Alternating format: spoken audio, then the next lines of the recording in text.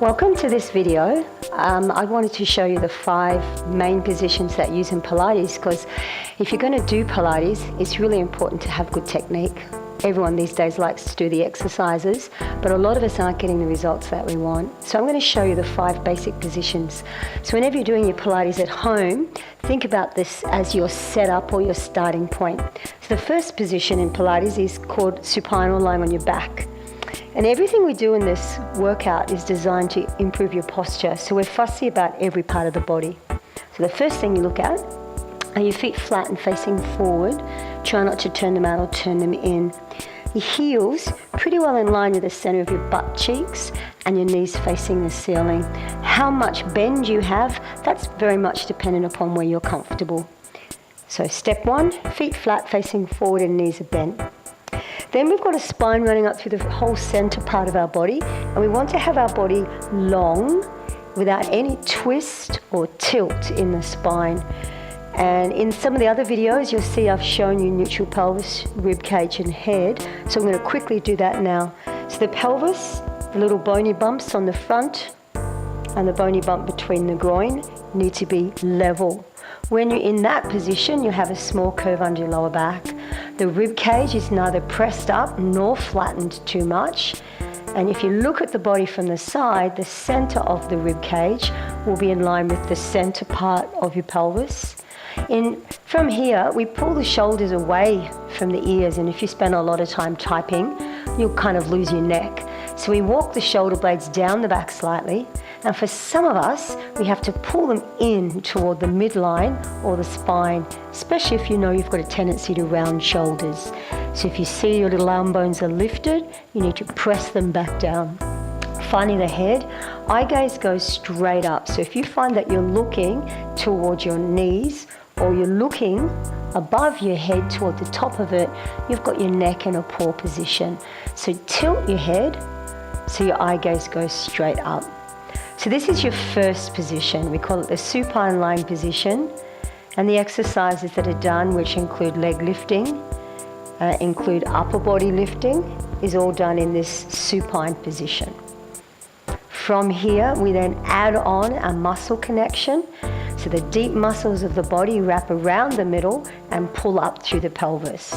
So it's as if you're pulling on a zip up on a pair of pants, tying a belt around your body.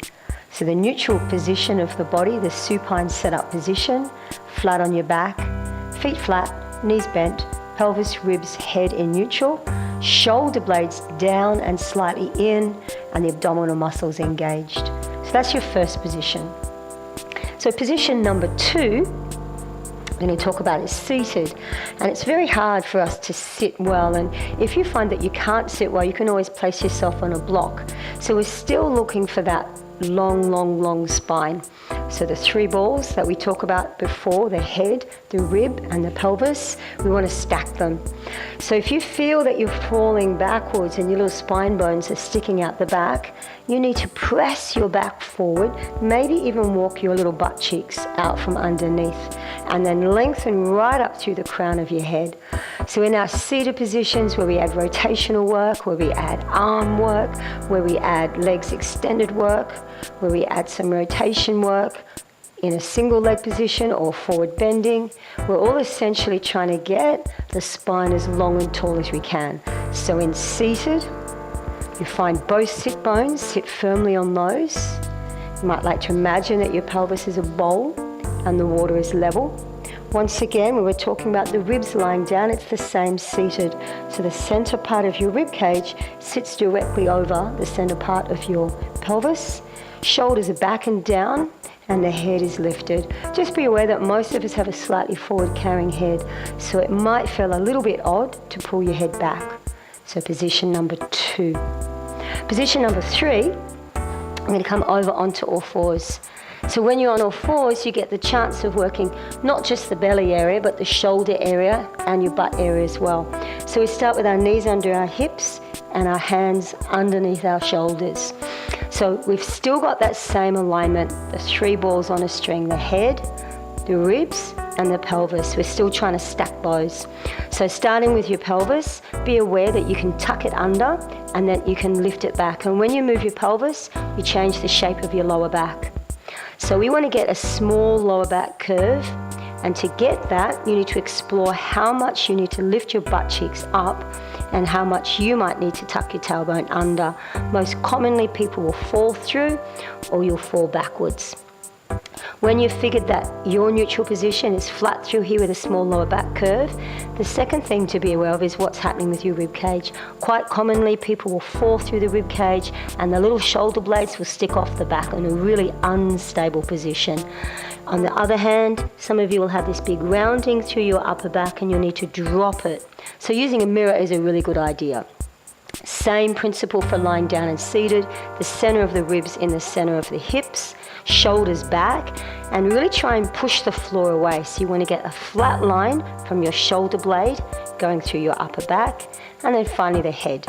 So if your shoulders are hunched, pull them away from your ears, and then just explore your eye gaze until you've got good posture. So in this position, all fours position, we do a lot of upper body work. We're stabilizing the core, fantastic for your lower back. We also get to work the glutes in this position. But even just working in these start positions can be really good, really effective, just learning how to be solid and strong. You might also like to imagine that you have a glass of water on your back, on your tailbone probably, or through your shoulder blade area. You want to try not to spill it. That's position number 3. Position number 4 is lying on our side. So when you come onto your side, we're still looking for that good posture. So now we're on the side and we've got the legs extended. We need to think, where are my ankles and feet in relation to my knees and my hips? So the center of the ankle pretty well right up to that center point of your hip, and we've already talked about being in line with the center of your rib cage. So lie down, and this position is our starting position for side lying. This arm, you can tuck it under sometimes, you can place a towel or a pillow. There's a few variations. It's sometimes hard to get your arm above your head, but we're looking essentially, is my head, rib cage and hips stacked? And then do my legs extend out from the bottom? Commonly, we'll have our feet too far back, which causes us to have a little bit of pressure in the lower spine, or we have our feet too far forward, and that causes us to flatten the lower back a little bit. So when you've got your neutral here, we have a great position where we start to challenge the side oblique muscles. We also get to challenge the glute muscles, both the side glute and the back glute, and eventually we'll be working our way up and working a whole lot of work to the shoulder and the neck and head as well. So side lying is an awesome position for challenging the whole of the body in many different ways. And our final position is lying on our front. So when we lie on our front, we're still looking for that elusive good alignment and good posture. Feet parallel, though some of the positions you change your feet position, but just start parallel for the moment and soften your knees and then think pelvis in neutral. So we keep using that word neutral. The essence of Pilates is corrective exercise. So you find that where you've got just a small lower back curve, let your rib cage settle down, and here's great focus on the upper back. So if you know you've got round shoulders, they'll fall forward, and if you've got hunched shoulders, they'll be up by your ears. So you have to deliberately pull your shoulders down towards your feet and then gently up away from the floor. So it's as if your little shoulder blades are just gently being pulled together. And the arms have many different positions. We either have them down by our side, we have them up by our ears, sometimes we extend them above the head, they might go behind the back in many different positions. So lying on the front, immediately putting yourself in good posture fires up so many of our weak muscles. So once again, just like all fours, this in itself is a bit of a workout. Can you engage your core, maintain neutral, lift your shoulders, squeeze your shoulder blades and lift your head. So the start position of all our front exercises is just like this. So there are basic 5 positions, and if you can get yourself around understanding each one of those 5, you'll find all the exercises that go on top of that will just be so much more effective. Thank you.